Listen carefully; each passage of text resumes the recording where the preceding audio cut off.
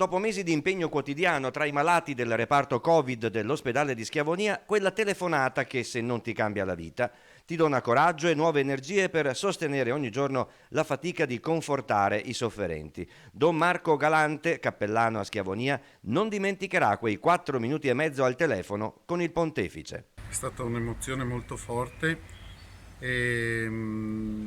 sentire la sua voce molto calma, pacata, la sua voce rassicurante, paterna e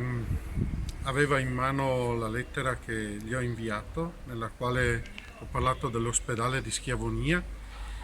e mi ha chiesto appunto com'è la situazione, si è informato, ha voluto sapere come sta andando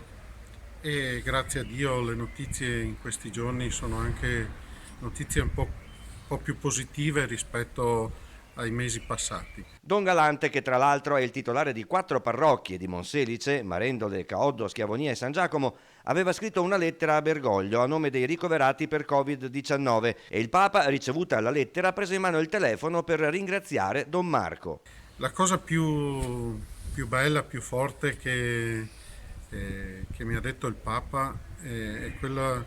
mi raccomando Don Marco, non viva mai per abitudine l'essere accanto alle persone ammalate. E questo per lei e per tutti gli operatori che vivono ogni giorno accanto alle persone ammalate, mai per abitudine. Ecco, penso che sia il messaggio più bello che ci viene da questa sorpresa, da questo dono che non è per la mia persona,